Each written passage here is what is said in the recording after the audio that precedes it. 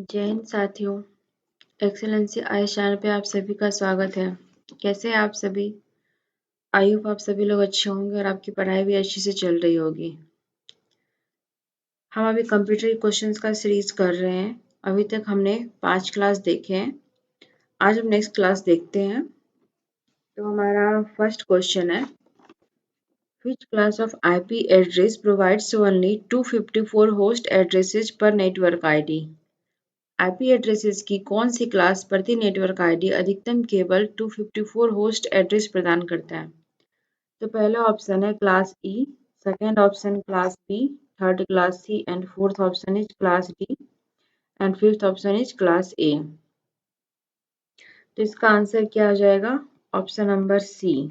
ठीक है, यानी कि आईपी एड्रेस जो है 254 ओनली होस्ट एड्रेस प्रोवाइड करता है, तो वो कौन सा क्लास? सी बिलोंग करता है। अब ये होता क्या है? आईपी एड्रेस का फुल फॉर्म क्या होता है? आईपी एड्रेस का फुल फॉर्म होता है इंटरनेट प्रोटोकॉल। Internet protocol. और ये होता क्या है?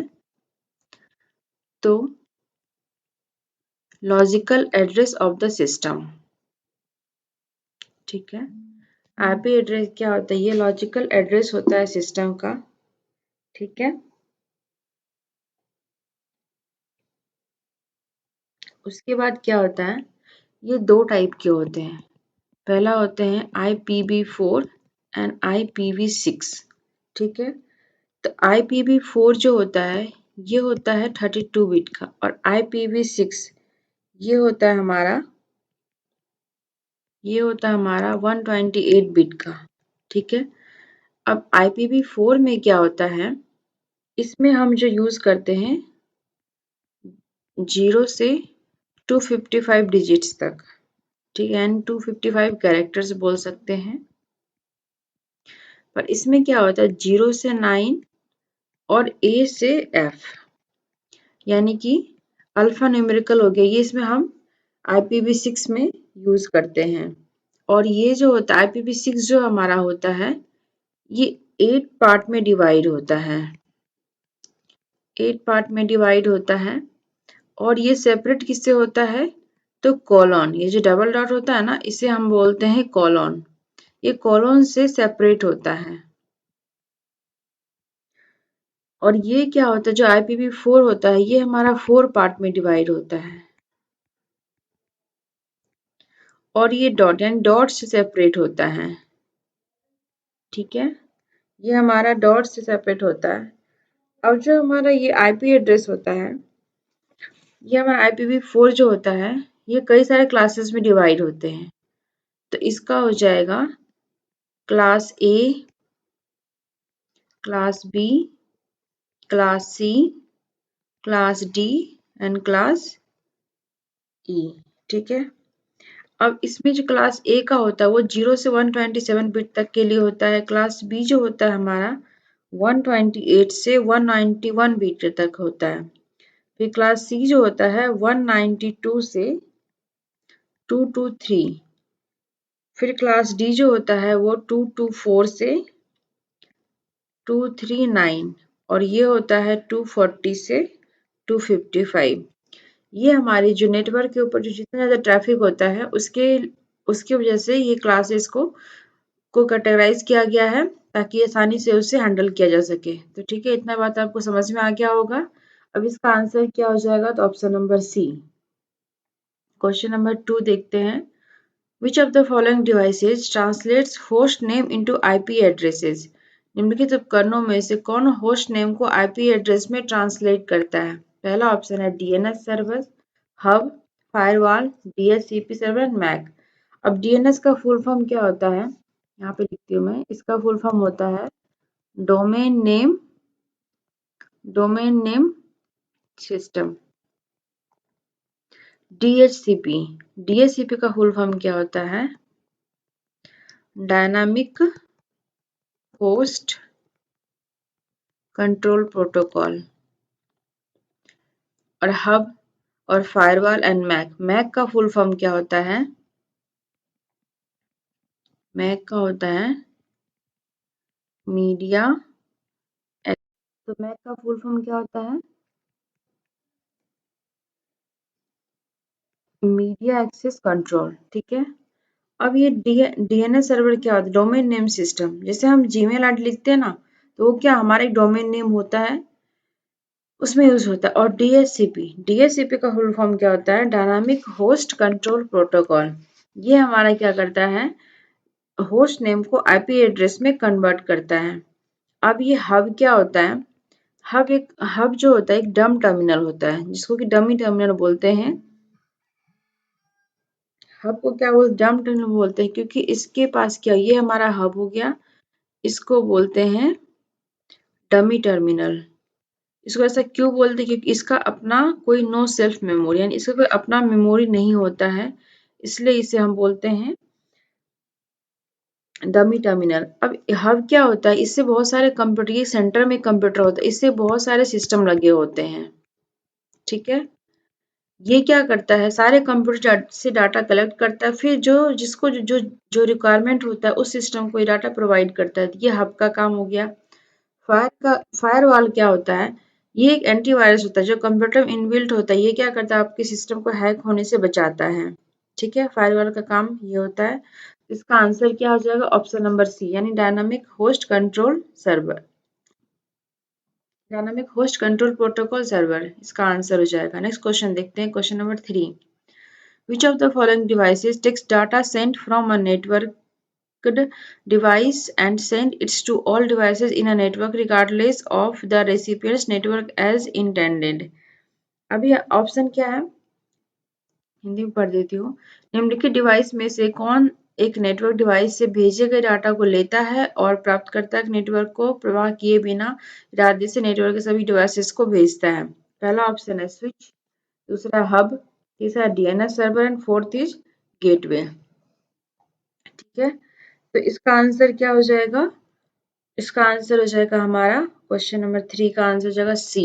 अभी हमने देखा हब क्या करता है, ये हमारा हब सिस्टम हो गया। ये क्या करता है? इससे बहुत सारे सिस्टम लगे होते हैं। ये क्या कर डाटा को कलेक्ट करता है, फिर जिसको जो रिक्वायरमेंट होता है वो डाटा को ट्रांसफर करता है। तो इसका आंसर क्या हो जाएगा हमारा? ऑप्शन नंबर सी, यानी कि हब। नेक्स्ट क्वेश्चन है question number 4। Which of the following devices takes the data sent from a network device and forward it to the destination node based on the MAC address? ठीक है। तो निम्नलिखित devices में से कौन एक network device भेजे गए डाटा को लेता है और यह मैक एड्रेस के आधार पर गंतव्य नोड को अग्रेसित करता है? पहला ऑप्शन है hub, second switch, third gateway and fourth is modem and fourth is all. तो इसका आंसर क्या हो जाएगा? 4 का आंसर हो जाएगा स्विच। स्विच क्या करता है? स्विच जो है हमारा, ये एक इंटेलिजेंट डिवाइस होता है। ये हमारा क्या है? एक इंटेलिजेंट डिवाइस होता है, क्योंकि इसके पास अपनी सेल्फ मेमोरी होती है, ठीक है। ये हमारा सेल्फ मेमोरी होता है। अब ये क्या है? जैसे मान लीजिए हमारा स्विच बोर्ड है, यहाँ पे 4 स्विच लगे हैं और इससे क्या हमारे एक अलग अलग सिस्टम लगा होता है। इसको हम जस्ट लगाते एक हमारा एक सेंट्रल कोई नोड बना हुआ है, इससे सारे कंप्यूटर जुड़े होते हैं। ये हमारा स्विच करता है और ये स्विच जो हमारा क्या करता है? ये ऑपरेट करता है डाटा लिंक लेयर पे, operates on data link layer, यानी वैसे ही मॉडल का जो डाटा लिंक लेयर है उसके ऊपर ये स्विच ऑपरेट करता है। इसका काम क्या होता है? डाटा डाटा जो है नेटवर्क को,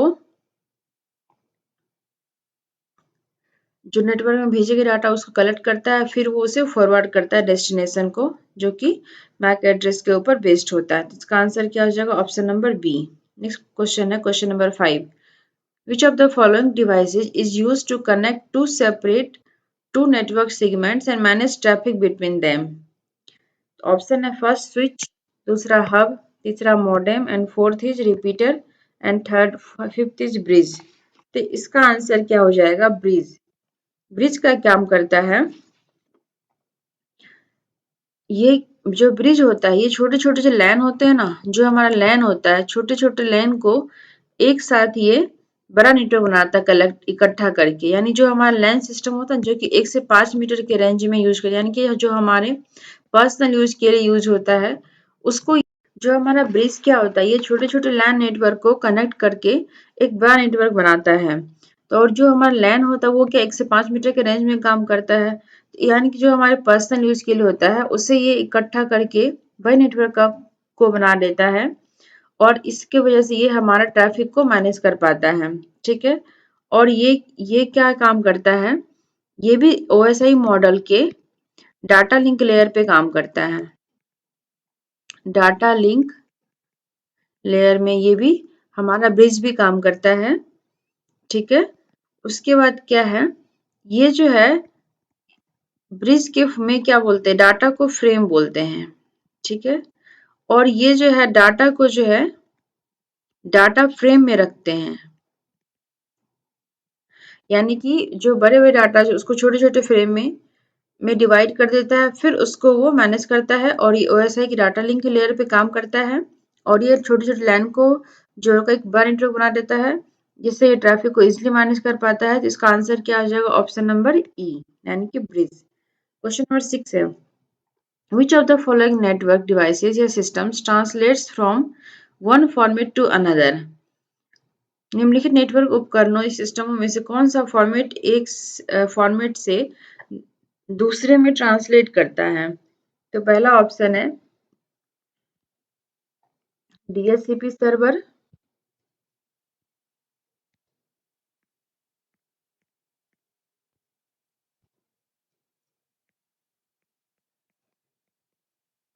एक सेकंड, पहला ऑप्शन है DHCP server, second hub, third is gateway and fourth is NIC and fifth is switch. इसका आंसर क्या हो जाएगा? गेटवे। यानी कि जो वन फॉर्मेट से अनदर फॉर्मेट में डाटा को ट्रांसलेट करता है उसका नाम है गेटवे। और ये जो गेटवे होता है हमारा, ये नेटवर्क लेयर पे काम करता है। ठीक है? यानी ये ओएसआई मॉडल के नेटवर्क लेयर के ऊपर काम करता है। और गेटवे क्या होता है?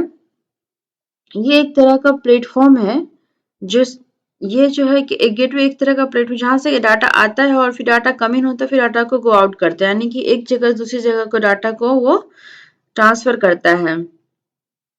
उसके बाद क्या है, अब जैसे गेटवे का यूज कहाँ कहाँ पे होता है, जैसे हम ऑनलाइन शॉपिंग करते हैं, शॉपिंग ऑनलाइन हो गया। ठीक है? सोशल मीडिया का यूज करते हैं। ये बहुत तरह तरह के जो गेटवे होता है वहां पे ये डाटा को यूज करता है। ठीक है? तो इसका आंसर क्या हो जाएगा? ऑप्शन नंबर सी, यानी gateway. Question number 7, a switch is a device that is a device in the dash OSI model layer of the dash। पहला ऑप्शन है network layer, data link layer, application layer, session layer and fourth fifth is none of this. इसका answer क्या आ जाएगा? Option number B. हमने पिछले question में भी देखा था, स्विच क्या है? एक डिवाइस है जो कि इंटेलिजेंट डिवाइस बोलते हैं इसे, और इसका अपना क्या सेल्फ मेमोरी होता है और ये ओएसआई मॉडल के डाटा लिंक लेयर पे हमारा ये काम करता है। ठीक है? तो इसका आंसर क्या आ जाएगा? Option number B. Question number 8 देखते हैं, the hub is a dash device and the switch is a dash and switch is a device. अब क्या है जो हमारा हब है?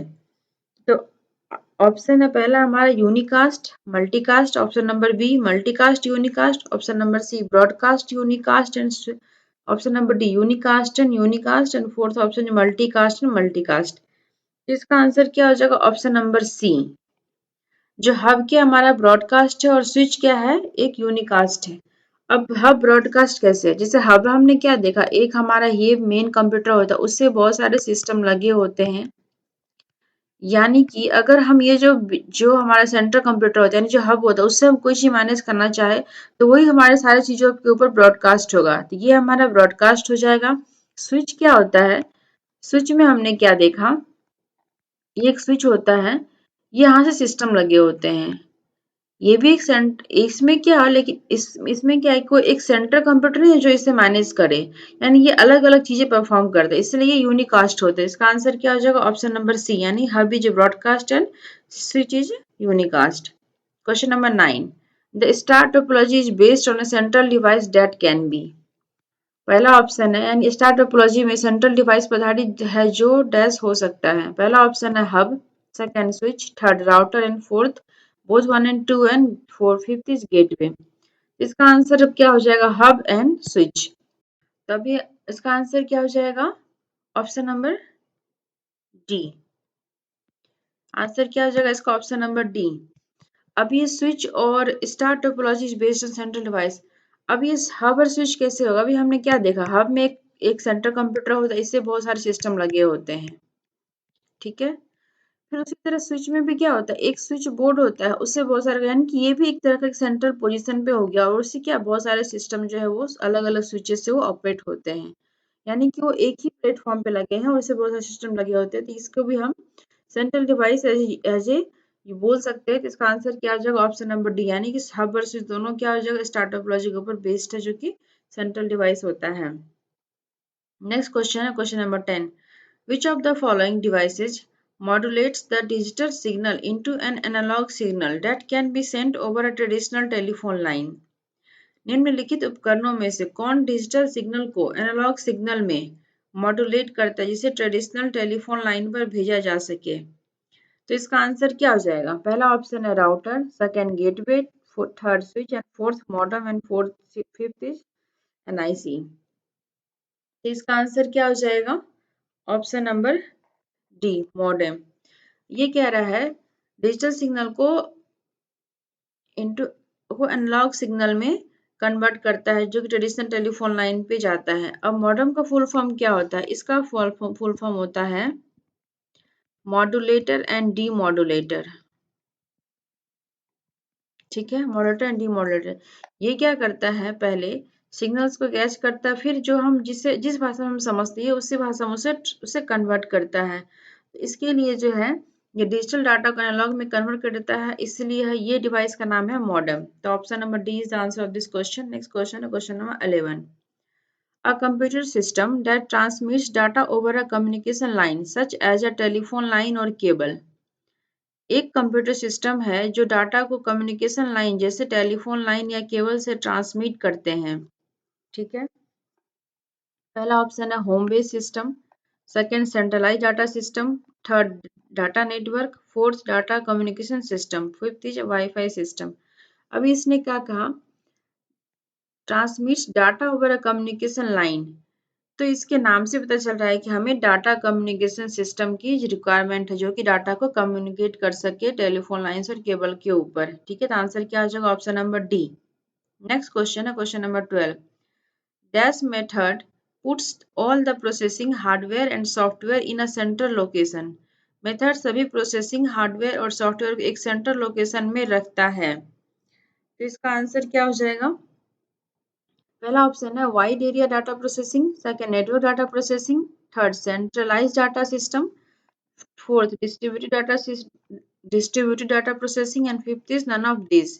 इसका आंसर हो जाएगा सेंट्रलाइज्ड डाटा सिस्टम, क्योंकि वो हमें क्या बोल रहा है? Methods puts all the processing hardware and software in central location. Central location में सारी चीजों को रखने की प्रक्रिया को क्या बोलते हैं? इसका आंसर क्या हो जाएगा? Centralised data system. Next question देखते हैं question number 13। The dash processing method allows both remote access and remote processing. Processing method remote access और रिमोट प्रोसेसिंग दोनों की अनुमति देता है। तो पहला ऑप्शन है एनालॉग ट्रांसमिशन, सॉरी ये स्पेलिंग गलत है, यहाँ हो जाएगा TRANS transmission, analog transmission. B is centralized data processing. C is distributed data processing. D is digital processing and fifth is hierarchy processing. इसका आंसर क्या हो जाएगा? That allows both remote access and remote processing. अभी remote access और remote processing क्या होता है? ये यूज होता है डिस्ट्रीब्यूटेड डाटा प्रोसेसिंग में, यानी जहाँ पे डिस्ट्रीब्यूटेड हो, यानी कि डाटा जो है वो अलग अलग चीजों में डिवाइडेड हो, तो वहां पे इस प्रोसेस का यूज करते हैं। इसका आंसर क्या हो जाएगा? ऑप्शन नंबर सी, यानी कि डिस्टर्ब डाटा प्रोसेसिंग यूज करते हैं, जो कि अलाउ करता है रिमोट एक्सेस और रिमोट प्रोसेसिंग को। Option number C is the answer of this question. Question number 14। A computer dash system that uses communication equipment to connect two or more computers and their resources. Dash system जो communication equipment को दो से एक computer को दो से एक computer या उससे ज्यादा कंप्यूटर और उसके रिसोर्सेज जोड़ने के लिए प्रयोग किए जाते हैं। यहाँ पे ये थोड़ा सा अलग एडिट हो गया है। 14 क्या है? A computer dash system that uses communication equipment to connect two or more computers and their resources. तो पहला ऑप्शन क्या है? Network, second bridge, third hub and fourth is router and fifth is firewall. ठीक है, तो इसका answer क्या हो जाएगा? ऑप्शन नंबर ए यानी कि नेटवर्क, क्योंकि communication equipment to connect two or more computers and their resources. हम सबको पता है जो नेटवर्किंग का यूज क्यों करते हैं, एक या एक से ज्यादा कंप्यूटर को कनेक्ट करने के लिए हम यूज कर, जैसे मान लीजिए ऑफिस में क्या होता है, जो हमारा दो सिस्टम होता है, प्रिंटर हमारे पास एक ही, ये दो सिस्टम, उसका प्रिंटर क्या हमारा एक ही है, तो हम एक ही प्रिंटर को दोनों से कनेक्ट कर देते हैं और उससे हम प्रिंट लेते हैं। एक के यहाँ से कई सारे कंप्यूटर को कनेक्ट कर देते हैं और उससे एक ही प्रिंटर से प्रिंट करते हैं। यानी कि एक या एक से अधिक चीजों को कनेक्ट करने के लिए जो कम्युनिकेशन इस्तेमाल करते हैं उसे हम कंप्यूटर नेटवर्क सिस्टम बोलते हैं। आंसर क्या हो जाएगा? Option number A. Question number 15, the protocol that makes the internet universal. पहला ऑप्शन है FEP, B WAN, C POTS, D TCP/IP and fifth is MAN. अभी TCP/IP का इसका आंसर क्या हो जाएगा? TCP/IP, क्योंकि हम सबको पता है इंटरनेट जो हम यूज करते हैं वहां पे क्या TCP/IP प्रोटोकॉल ही होता है। तो TCP का फुल फॉर्म क्या होता है? Transmission control protocol. Transmission control protocol ये क्या करता है? लार्ज डाटा को स्मॉल पैकेट्स में डिवाइड करता है, ठीक है, ताकि इजीली हम डाटा चीजों को एक्सेस कर सके इंटरनेट पे। और आईपी क्या होता है? Internet protocol. इंटरनेट प्रोटोकॉल इसका क्या होता है? डाटा को राइट आईपी एड्रेस पे सेंड करना, ठीक है। तो क्या हो गया? टीसीपी का फुल फॉर्म क्या होगा? Transmission control protocol. इसका ये क्या करता है? लार्ज डाटा को स्मॉल पैकेट्स में डिवाइड करता है ताकि वो इजीली एक्सेस कर सके हम। और आईपी का फुल फॉर्म क्या होता है? Internet protocol. ये क्या करता है? डाटा को राइट आईपी एड्रेस पे सेंड करता है जिससे कि हम किसी गलत वेबसाइट पे ना जाए और हम जो वेबसाइट खोलना चाहते हैं वही खोले। तो इसका आंसर क्या हो जाएगा? Option number D. Question number 16, the network of a personal computer that shares hardware software and data is called. Personal computer का नेटवर्क जो हार्डवेयर सॉफ्टवेयर डाटा को शेयर करता है उसे डैश कहा जाता है। तो पहला ऑप्शन है local area network, second metropolitan area network, third wide area network, fourth plain old telephone services and fifth is none of this. तो इसका आंसर क्या हो जाएगा 16 का? Option number A. अभी हमने देखा 1 से 5 मीटर यानी कि 1 से 5 मीटर की रेंज के लिए जो है हम लैन का यूज करते हैं, यानी पर्सनल यूज के लिए यूज करते हैं हम लैन का। तो ये क्या करता है? जो लैन सिस्टम होता है वो आपस में एक दूसरे का हार्डवेयर सॉफ्टवेयर डाटा सब चीज को वो शेयर कर सकता है। तो इसका आंसर क्या हो जाएगा? लोकल एरिया नेटवर्क, ठीक है। नेक्स्ट क्वेश्चन है question number 17, geographically distant computers and networks of terminals are called. भौगोलिक रूप से दूर कंप्यूटर और टर्मिनल के नेटवर्क को कहा जाता है। पहला ऑप्शन है ISDN, integrated service digital network, local area network LAN, third MAN, metropolitan area network and fourth is WAN, wide area network and fifth is none of उपरोक्त यानी ऑल ऑफ दिस। इसका answer क्या हो जाएगा? 17 का D. क्या बोल रहा है वो? ज्योग्राफिकली डिस्टेंट कंप्यूटर्स नेटवर्क्स, यानी कि जो वर्ल्ड वाइड जो फैला हुआ है कहीं से भी है उसके लिए हम वाइड एरिया नेटवर्क का यूज करते हैं, यानी कि WAN का। अब जैसे इसका एग्जांपल क्या ले लेते हैं हम, सबसे पहले यूट्यूब। आप जो क्लास देख रहे हैं यूट्यूब पे, ये क्या है? ये तो अमेरिका का सिस्टम है पर हम इंडिया में भी इसे चलाते हैं। फेसबुक हो गया, व्हाट्सएप हो गया, इंस्टाग्राम हो गया, ये सब क्या है? ये वाइड एरिया नेटवर्क के थ्रू ही हम जो है इंडिया में भी हम इसे यूज करते हैं। इसका आंसर क्या हो जाएगा? वाइड एरिया नेटवर्क, यानी कि option number D is answer of this question. Question number 18, in a network arrangement are all computers on the same status. Computer arrangement में सभी कंप्यूटर्स का एक समान स्टेटस पर होता है। पहला ऑप्शन है क्लाइंट सर्वर, बी ऑप्शन है client to client, C option peer to peer, D option token ring and fifth option is server and terminal. तो इसका आंसर क्या हो जाएगा? क्लाइंट एंड सर्वर, यानी कि ऑप्शन नंबर ए।